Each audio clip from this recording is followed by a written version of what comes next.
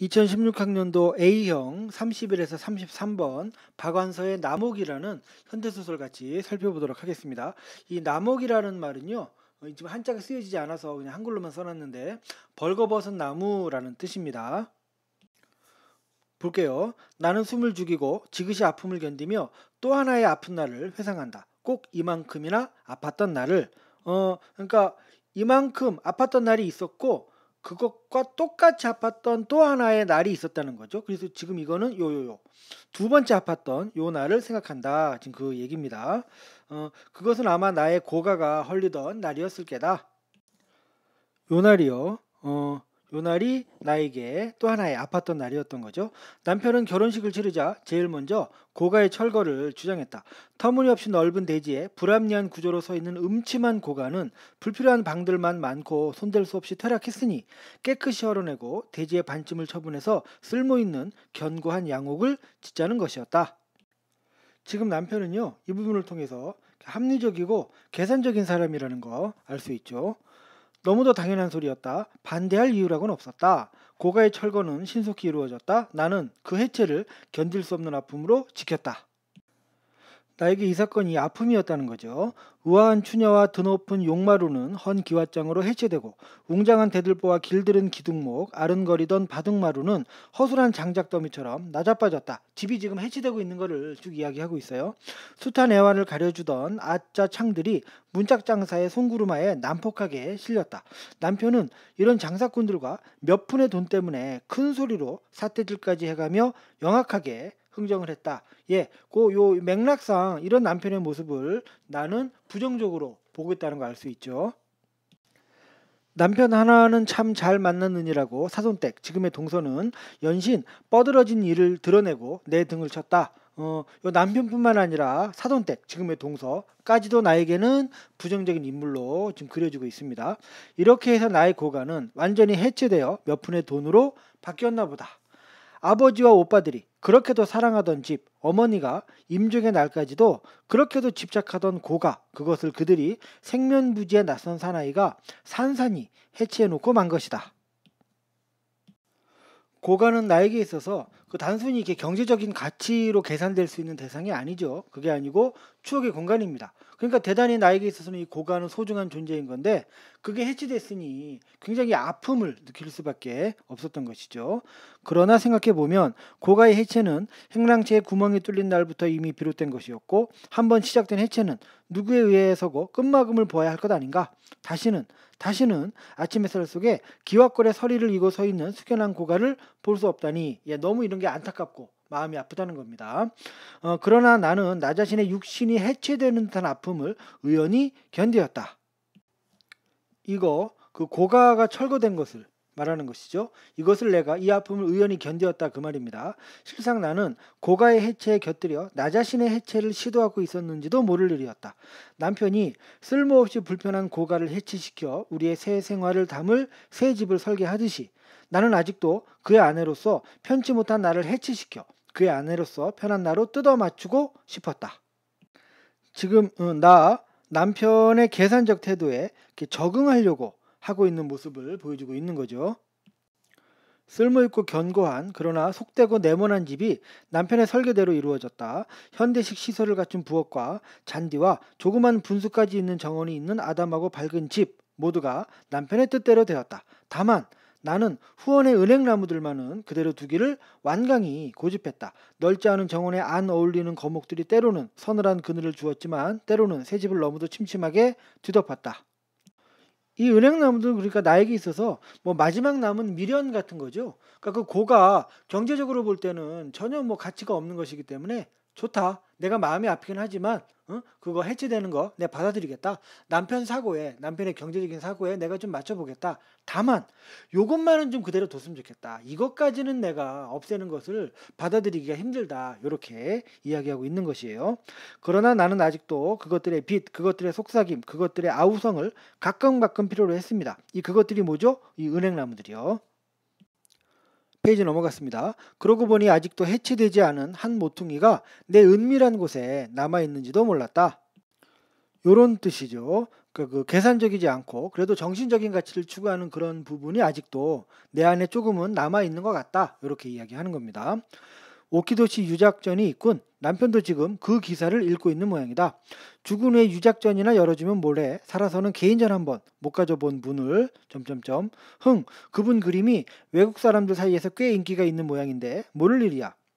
잡종의 상판을 헐값으로 그려준 대가를 제법 받는 셈인가? 죽은 후에 치켜 세우는 것처럼 싱거운 건 없더라. 아마 어떤 비평가의 농간이겠지. 당신이 생각해낼 만한 천박한 추측이군요. 일단 여기까지요. 여기서 지금 남편과 나의 그 이야기가 이렇게 교차되어서 나타나고 있거든요. 그래서 어느 부분이 남편 부분이고 어느 부분이 나의 부분인지 먼저 살펴봐야 되는데요. 이 부분, 그 다음에 이 부분, 이 부분, 그 다음에 요 부분까지요.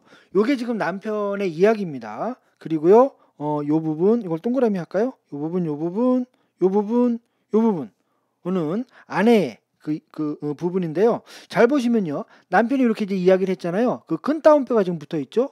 그런데 나는 지금 뭐라고 대꾸했습니까? 침묵으로 대꾸했죠. 그러니까 아무 말 안 했습니다. 그 다음에 남편이 또 이야기를 했는데, 그 다음에는 작은 따옴표가 있었어요. 이거 뭐예요? 그러니까 겉으로 이야기한 게 아니고 내가 속으로 이렇게 생각한 것이죠. 그리고 나서 또 남편이 이런 말을 하고 나서 내가 또 다시 하면서 작은 따옴표 생각을 한 것이고요. 마지막으로 남편이 에이 모르겠다. 예술인이 나발이니 살아서 잘 먹고 편히 사는 게 제일이지 라고 말했더니 내가 또 속으로 몰라야죠. 당신 따위가 알게 뭐예요. 그분은 그렇게밖에 살 수 없었다는 걸 당신 따위가 알게 뭐예요. 라고 작은 따옴표가 되어 있어요. 결국 남편이 오키도시 유작전이 있다는 기사를 읽고 이렇게 얘기를 하는 것을 들으면서 내가 속으로 생각한 부분이 나와 있는 것입니다. 아시겠죠? 중요한 거 이 부분에서 대화가 이루어지고 있다라고 하면 맞겠습니까? 맞지 않겠습니까? 맞지 않습니다. 틀립니다. 대화하고 있는 것이 아닙니다. 이 부분에서요. 이 부분에서 남편은 대단히 속물적이고 현세적인 태도를 보이고 있습니다. 그죠? 죽은 후에 치켜 세우는 것처럼 싱거운 건 없다. 죽고 나서 아무리 뭐 이렇게 치켜 세워봤자 뭔 소용이 있느냐. 이미 사람은 세상 떠났는데 이런 얘기. 또 예술인이 나발이니 살아서 잘 먹고 편히 사는 게 제일이다. 다 필요 없다는 겁니다. 그냥 살아있을 때 잘 먹고 잘 살면 된다. 나중에 죽어서 무슨 평가를 받네 안 받네 다 소용없다. 예, 속물적이고 현세적인 태도가 나타나고 있고요. 이런 남편에 대해서 당신 따위가 알게 뭐냐 뭐 이렇게 이제 말하고 있잖아요. 내가. 그래서 나는 남편의 이런 속물적이고 현세적인 태도에 대해서 비판적인 태도를 보이고 있는 것입니다. 남편은 신문을 떨구고 기지개를 늘어지게 폈다. 나는 젖힌 그의 얼굴에서 동굴처럼 뚫린 콧구멍과 그 속을 무성하게 채운 코털을 보며 잠깐 모멸과 혐오를 느꼈다. 예, 모멸, 혐오 이런 게 내가 남편한테 느끼는 태도인 거죠. 그죠? 너무 정신적이고 뭐 이런 거 하나도 그냥 이렇게 중요하게 생각하지 않고 오직 속물적으로 현세적으로 뭐 돈이 얼마가 되네 현재 잘 먹고 잘 사네 이런 것만 남편은 지금 신경을 쓰고 있단 말이에요. 그런 남편을 모멸감과 혐오감을 느끼면서 바라보고 있는 겁니다. 중략이 됐고요. 옆에 앉은 남편도 풍선을 쫓았던가 고개를 젖힌 제 눈이 한박 하늘을 담고 있다. 그러나 그뿐 이미 그의 눈엔 10년 전에 앳된 갈망은 없다. 앳된 갈망 동그라미 해놓읍시다. 그뿐이랴. 여자를 소유하고 가정을 갖고 싶다는 세속적인 소망 외에는 한 번도 야망이나 고뇌가 깃들어 보지 않은 눈, 야망, 고뇌 이런 것도 동그라미 해봅시다. 이런 게 다 뭘 말하는 거죠? 정신적인 가치, 남편에게 없는 것을 가리키는 거죠. 그러니까 이런 게 우리 남편에게는 없다. 부수수한 머리가 늘어진 이마에 어느새 굵은 주름이 자리 잡기 시작한 중년의 그가 나는 또다시 낯설다. 예, 이렇게 세속적이고 그 속물적인 태도를 가지고 있는 남편을 지금 낯설어하고 있습니다. 저만치도 고등학생들이 배드민턴을 친다. 공이 나비처럼 경쾌하게 날아와 라켓에 부딪히는 소리가 마치 젊은 연인들의 찰나적인 키스의 파열음처럼 감각적으로 들린다. 나는 충동적으로 그의 이마에 주름진 곳에 그런 키스를 퍼부었다. 그가 낯선 게 견딜 수 없어서였다. 그가 아주 타인처럼 낯선 게 견딜 수 없어서였다. 여기 나온 고등학생들은 굉장히 순수하고 신선한 존재들입니다. 즉 내 남편과 반대되는 특징을 가진 존재들이죠. 이런 거 보면서 남편을 봤더니 남편이 너무 속물적인 거예요. 너무 낯선 거예요. 그래서 키스를 했는데요. 그러니까 이 키스는 견딜 수 없어서 너무 낯선 게 견딜 수 없어서 그것으로부터 벗어나기 위한 행동이었던 것입니다. 뭐 남편을 사랑스러워했다거나 이런 식으로 해석하면 안 된다는 거 조심하셔야 되겠습니다. 예, 지금까지 읽은 부분을 근거로 해서 이 작품 살펴보면 속물적인 남편에 대한 낯설음이라는 주제를 이 본문이 보여주고 있다고 이야기할 수 있겠고요. 그 다음에 1인칭 시점이잖아요. 주관적이고 고백적인 그런 서술 방식을 띠고 있다고 이야기할 수 있겠습니다. 뭐 그렇게 내용 정리가 어렵지 않았던 부분이었습니다. 31번이요. 기억에서 비읍에 대한 설명으로 적절하지 않은 거. 요 기억에서 비읍까지가요. 특히나 저 앞에 페이지, 기억에서 디귿까지는 특히 앞에 페이지에 나와 있어서 제가 넘기지를 못하겠는데요. 여러분들 한번 확인을 하면서 이 설명을 따라오면 좋겠습니다.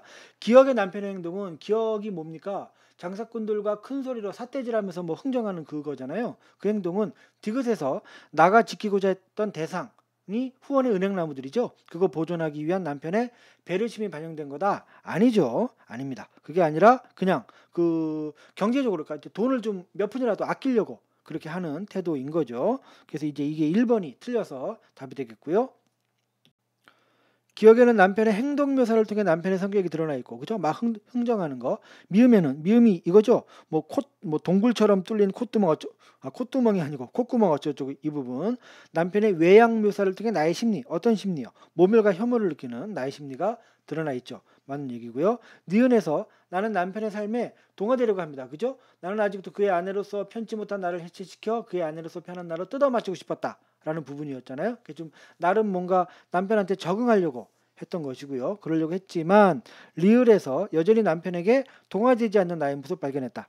아직도 해체되지 않은 어떤 모퉁이가 있구나. 이렇게 얘기했으니까요. 맞는 말이고. 4번 니은에는 남편에 대한 나의 태도를 변화시키고자 하는 심리. 맞죠? 적응하려고 하는 거니까요. 그게 드러나 있고 비읍에는 남편을 낯설어하는 나의 감정을 변화시키고자 하는 키스라고 하는 돌발적인 행위가 드러나 있는 것이죠. 맞고요. 5번 디귿에서 드러나는 은행나무들에 대한 나의 집착은 리을에서 나타나는 나의 잠재의식과 연결된다. 그렇죠? 나의 잠재의식. 아직도 해체되지 않은 한 모퉁이, 어떤 정신적인 것을 소중히 여기는, 따라서 예전에 가족들과 뭐 함께했던 그런 추억들을 소중히 간직하고 싶어하는 그런 마음이 연결돼서 나타나는 것이라고 볼 수가 있겠죠. 해서 31번의 정답은 1번이 되겠습니다.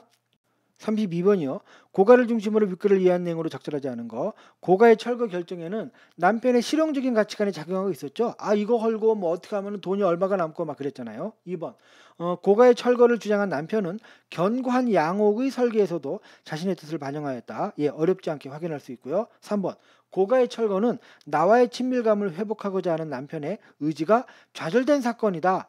그런 거 아니죠. 그런 거 아니고 그냥 그게 뭐 계산적으로 이제 고가를 그냥 철거했던 것이고 뭐 그랬던 것이죠. 요게 이제 정답이 되겠고. 4번 고가는 과거에 나가 투영된 대상으로, 맞죠? 추억의 공간이니까요. 나의 의식 속에 환기되어 내면의 갈등 상태를 드러내고 있다. 그렇죠. 그러니까 내가 예전에 나의 추억의 공간이기도 한데 내가 그것으로부터 벗어나서 남편의 그런 계산적인 마인드에 좀 적응해야 되지 않느냐, 이런 식으로 하고 있잖아요. 그러니까 여기 지금 4번 선지에 나와 있는 이런 내용이 맞는 설명이 되겠죠. 5번 고가를 남편은 음침한 고가로, 나는 숙연한 고가로 표현하여 인물에 따른 관점의 차이를 드러내고 있다. 뭐 당연한 이야기죠. 33번이요. 보기를 A에 대한, A가 비평가의 농간이라는 말이잖아요. 것에 대한 남편의 속말이라고 가정할 때 B에 들어갈 말이 뭐냐? 보기. 생전에는 주목하지 않던 오키도를 사후에 높이 평가하는 것에는 원칙이 있다고 볼 수 없으니, 원칙이 있다고 볼 수 없다. 요게 이제 힌트가 되겠죠. 그러니 B라는 말이 생각난다. 그러니까 원칙이 없다라는 뜻의 속담을 이 중에서 골라주면 되는 것이죠.